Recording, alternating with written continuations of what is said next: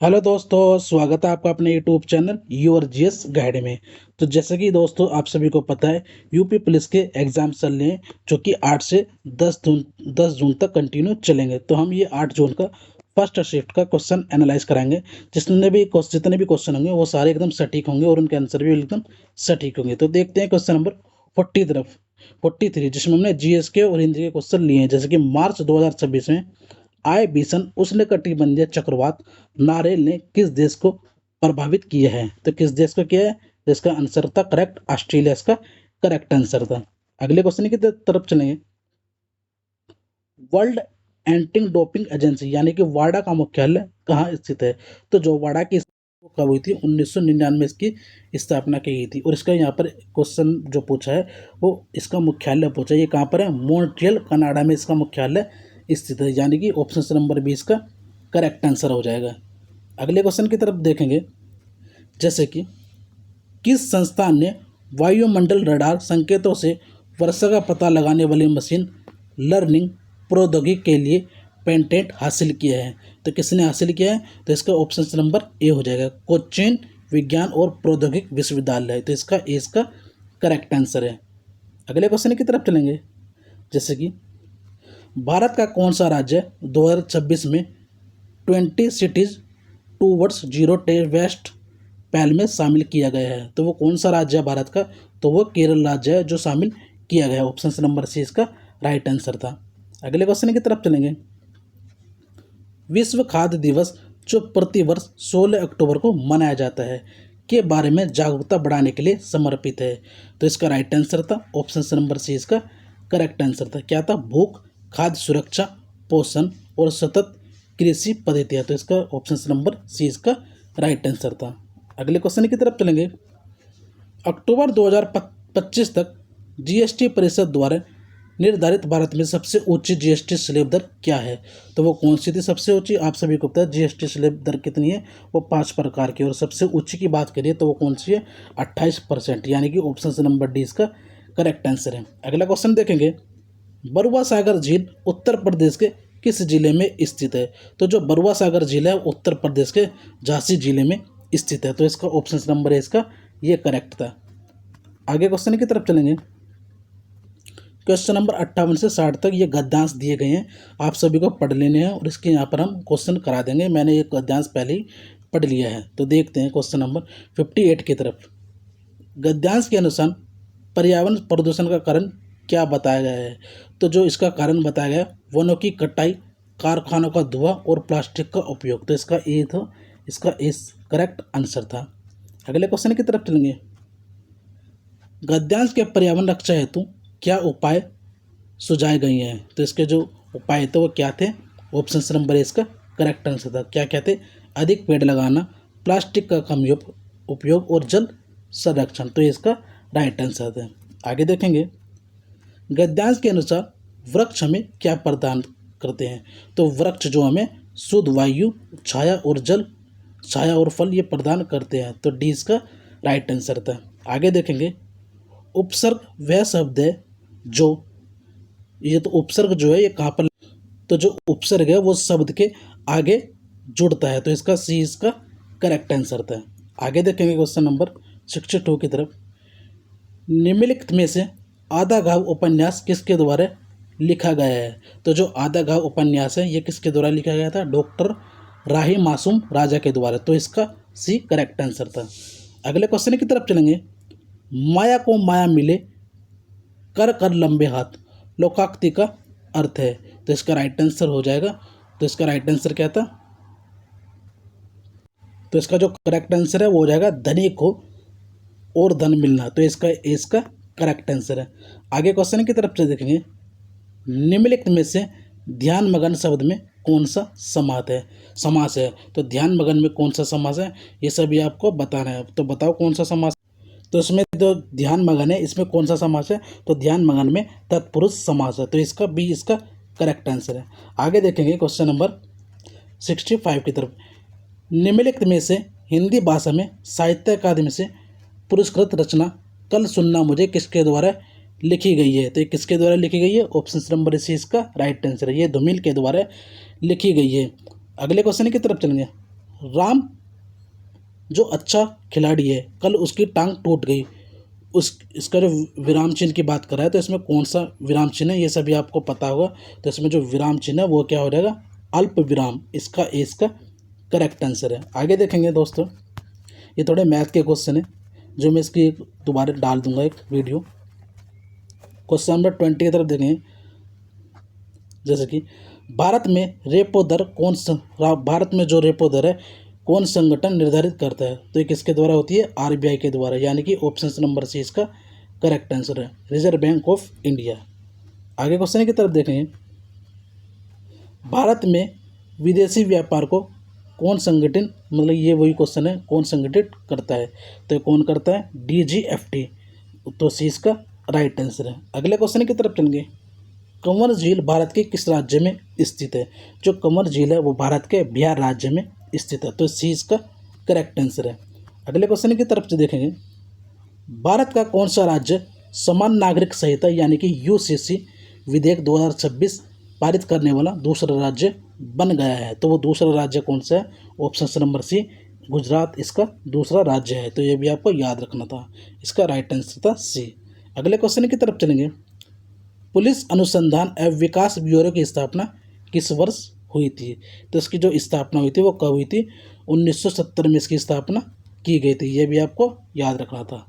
अगले क्वेश्चन की तरफ देखेंगे, जैसे कि निम्नलिखित में से कौन सी नदी पेरिस शहर से होकर बहती है, तो राइट आंसर था इसका ऑप्शन नंबर डी, सीन नदी जो है पेरिस शहर से होकर बहती है। आगे देखेंगे क्वेश्चन,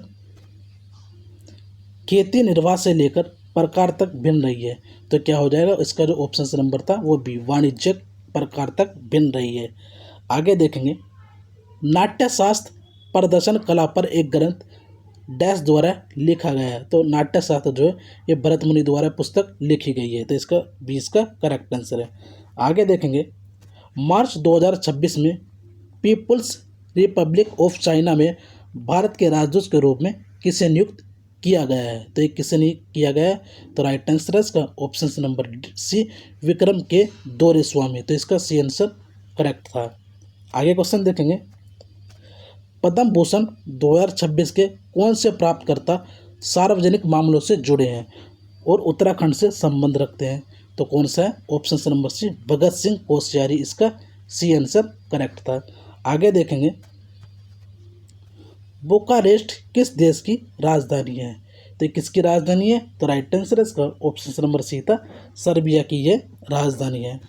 आगे देखेंगे, निम्नलिखित में से कौन सा क्षेत्र शांति स्वरूप भटनागर पुरस्कार के अंतर्गत आता है, तो वो कौन सा आता है, विज्ञान और प्रौद्योगिकी, तो डी इसका करेक्ट आंसर था। आगे देखेंगे दोस्तों, प्रहार रणनीति का भारत में मुख्य उद्देश्य क्या सुनिश्चित करना था, तो क्या था, आतंकवाद विरोध, तो डी इसका करेक्ट आंसर था। आगे देखेंगे, CSIR की मिशन मोड पहल के अंतर्गत उड़ीसा के किस गांव को पहले सम्राट गांव के रूप में विकसित किया गया है, तो उड़ीसा कौन सा गांव था, तो उड़ीसा का कुशनपुर गांव था, तो इसका ए करेक्ट आंसर था। आगे देखेंगे, भारत के प्रधानमंत्री की नियुक्ति भारतीय संविधान के किस अनुच्छेद के अंतर्गत आती है, तो किसके अंतर्गत आती है, तो राइट आंसर हो जाएगा ऑप्शन नंबर ए, अनुच्छेद 75 का सबसेक्शन 1, तो इसका सही आंसर था। आगे क्वेश्चन देखें, कौन सा प्लेटफॉर्म मुख्य रूप से पेशेवर नेटवर्किंग के लिए उपयोग किया जाता है, तो राइट आंसर था ऑप्शन नंबर सी, लिंक्डइन इसका करेक्ट आंसर है। आगे देखेंगे, निम्नलिखित में से कौन सी पर्यावरणीय समस्या मुख्य रूप से ग्रीन हाउस गैसों के उत्सर्जन के कारण होती है, तो वो कौन सी है, तो इसका राइट आंसर था ग्लोबल वार्मिंग, यानी कि वैश्विक तपन, इसका राइट आंसर, यानी कि डी इसका सही आंसर था। आगे क्वेश्चन की तरफ चलेंगे, भारतीय संविधान की किस अनुसूची में राज्यसभा में राज्य और केंद्र शासित प्रदेशों के सीटों को आवंटन से संबंधित की है, तो इसका राइट आंसर था, राज्यसभा की अगर बात करते तो वो केवल चौथी अनुसूची, इसका करेक्ट आंसर था ऑप्शन नंबर बी। अगले क्वेश्चन की तरफ चलेंगे, लास्को गुफाएं किस देश में स्थित है, तो जो लास्को गुफा है वो फ्रांस देश में स्थित है, तो डी इसका राइट आंसर था। अगले क्वेश्चन की तरफ देखेंगे।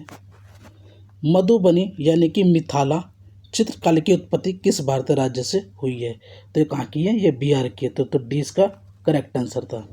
आगे देखेंगे। 1888 में बाजार में आए पहले कोडक कैमरे का आविष्कार किसने किया था? तो किसके द्वारा किया गया था? जॉर्ज ईस्टमैन द्वारा ये किया गया था। तो इसका एक करेक्ट आंसर था। आगे देखेंगे। कौन सा वैज्ञानिक सिद्धांत यह समझाता है कि कपास की सुई उत्तर की ओर क्यों इशारा करती है? तो क्या है इसका राइट आंसर हो जाएगा ऑप्शन नंबर बी, पृथ्वी का चुंबकीय क्षेत्र। तो इसका बी एकदम ठीक आंसर था। आगे देखेंगे जी, कुछ ये क्वेश्चन है हिंदी के।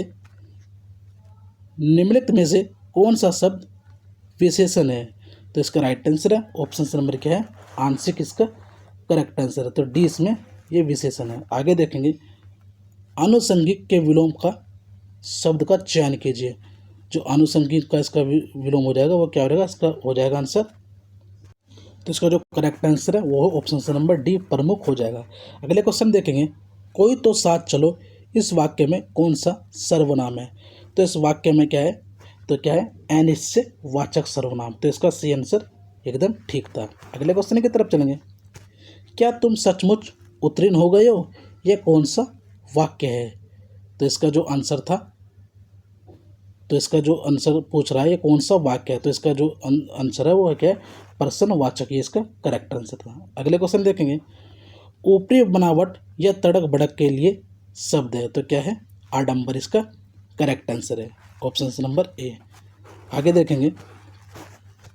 मोहन बिल्कुल थक गया है इस वाक्य में कौन सा अव्यय है? तो जो इस वाक्य में जो क्या है अव्यय है, तो वो कौन सा अव्यय हो जाएगा? तो इसका जो आंसर था वो हो जाएगा क्रिया विशेषण अव्यय, यानी कि ऑप्शन नंबर इसका करेक्ट आंसर है। आगे देखेंगे। बद उपसर्ग निम्नलिखित में से कौन से शब्द में प्रयुक्त हुआ है? तो किसमें होता है? बदमाश में हुआ है। आगे देखेंगे। मोहन जीवन पर ग्रहों और तारों के प्रभाव के अध्ययन को क्या कहते हैं? तो क्या कहते हैं? ज्योतिष। तो डी इसका करेक्ट आंसर था। आगे देखेंगे। गुलाम शब्द का विलोम शब्द पूछा है, तो गुलाम का क्या है? विलोम आज़ाद हो जाएगा। आगे देखेंगे। सर्कस उपन्यास किसके द्वारा लिखा गया है? दोस्तों सर्कस उपन्यास है, ये किसके द्वारा लिखा गया है? आप सभी को पता ही होगा। तो देखें जो सर्कस है वे किसकी है? तो इसकी रचना है। तो राइट आंसर इसका ये किसका उपन्यास है? तो इसका जो है ये संजीव की उपन्यास है। तो डी इसका करेक्ट आंसर है। आगे देखेंगे। दिनों का फेर होना मुहावरे का अर्थ है, तो इसका जो आंसर हो जाएगा वो क्या है? भाग्य का चक्कर, यानी कि सी इसका करेक्ट आंसर है। आगे देखेंगे। जिस क्रिया का फल कर्ता को छोड़कर कर्म पर पड़े उसे क्या कहते हैं? तो उसे कहते हैं सकारात्मक क्रिया। ये इसका सी आंसर करेक्ट था। आगे देखेंगे। दूसर शब्द का पर्याय है, यानी कि ये जो दूसर शब्द का पर्यायवाची पूछ रहा है, तो क्या हो जाएगा? ये इसका गर्दभ हो जाएगा, यानी कि बी। आगे देखेंगे। उन्होंने बहुत लड़ाइयाँ लड़ी है इस वाक्य में लड़ी किस प्रकार का उदाहरण है? तो जली जो लड़ी है वह सकारात्मक क्रिया हो जाएगा। आगे देखेंगे। निम्नलिखित में से 1989 में साहित्य अकादमी पुरस्कार के विजेता कौन थे?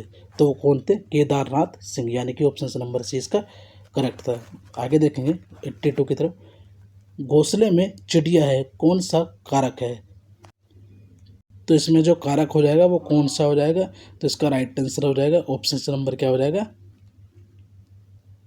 अधिकरण, यानी कि अधिकरण कारक। अधिकरण मधुवरी का संधि विच्छेद क्या है? मधु प्लस अरि। ये इसका करेक्ट आंसर है। आगे देखते हैं दोस्तों। जैसे कि ये जीएस के क्वेश्चन है। भारत में प्रतिवर्ष राष्ट्रीय स्टार्टअप दिवस कब मनाया जाता है? 16 जनवरी को मनाया जाता है। आगे देखेंगे। प्रेम भाग्य और रिश्तों की पड़ताल करने वाले उपन्यास इट्स ऑल द पैलेंट्स द्वारा लिखा गया है। तो किसके द्वारा लिखा गया? प्रीति सेन रॉय के द्वारा। तो ये इसका करेक्ट आंसर है। आगे देखेंगे। निम्नलिखित में से कौन सा भारतीय राज्य म्यांमार और भूटान दोनों देशों के साथ सीमा साझा करता है? तो वो क्या हो जाएगा? अरुणाचल प्रदेश। आगे देखेंगे। धोकरा धातु शिल्प जो विश्व की सबसे प्राचीन ज्ञात अलोह धातु परंपराओं में से एक है। मोहनजोदड़ो में साक्ष्य मिले जनजातीय लोक कला वस्तु बनाने के लिए कौन सी प्राचीन तकनीक का उपयोग करता है। तो क्या है, भ्रष्ट मोम ढलाई का। तो सी इसका करेक्ट आंसर है। आगे देखेंगे,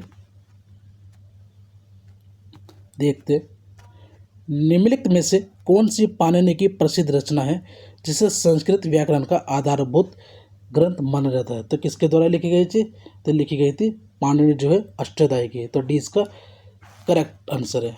आगे देखेंगे, पौधे के हरे रंग के लिए कौन सा वर्णक जिम्मेदार है। तो पौधे के हरे रंग के लिए क्लोरोफिल जिम्मेदार है। ए इसका करेक्ट आंसर है। आगे देखते हैं, प्रशासनिक और राजस्व उद्देश्यों के लिए उत्तर प्रदेश के बलिया जिलों में कितनी तहसीलें हैं। तो कितनी तहसील हो जाएगी, वो हो जाएगी 6। तो यानी कि 20 का राइट आंसर है। प्लासी का युद्ध ईस्ट इंडिया कंपनी और निम्नलिखित में से किसके बीच लड़ा गया था। तो किसके बीच था, बंगाल का नवाब। और कब हुआ था, 23 जून 1757 को। आगे देखेंगे, भारत का परमाणु ऊर्जा कार्यक्रम कितने चरणों पर आधारित है। तो ये कितने चरणों पर था, 3 चरणों पर आधारित था। आगे देखेंगे,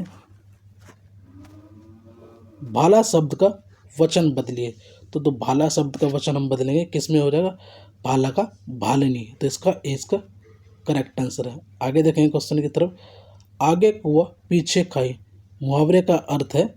तो इसका राइट आंसर है ऑप्शन नंबर है, दोनों तरफ विपत्ति या परेशानी होना। आगे देखेंगे, निम्नलिखित में से कौन सा अव्ययभावी समास का उदाहरण है। तो कौन सा है, राइट आंसर है ऑप्शन नंबर क्या हो जाएगा सर, अव्ययभावी समास का जो उदाहरण था वो हो जाएगा ऑप्शन नंबर डी, घर द्वार। ये इसका राइट आंसर है।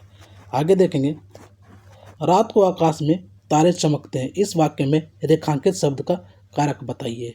तो इसका जो कारक था, कौन सा कारक था, अधिकरण कारक। ए इसका करेक्ट आंसर है। आगे देखेंगे, निम्नलिखित में से कौन सी रचना महादेवी वर्मा जी द्वारा लिखित नहीं है। तो वो कौन सी हो जाएगी, आप सभी को पता है, पिंजर। इसका राइट आंसर है। आगे देखेंगे,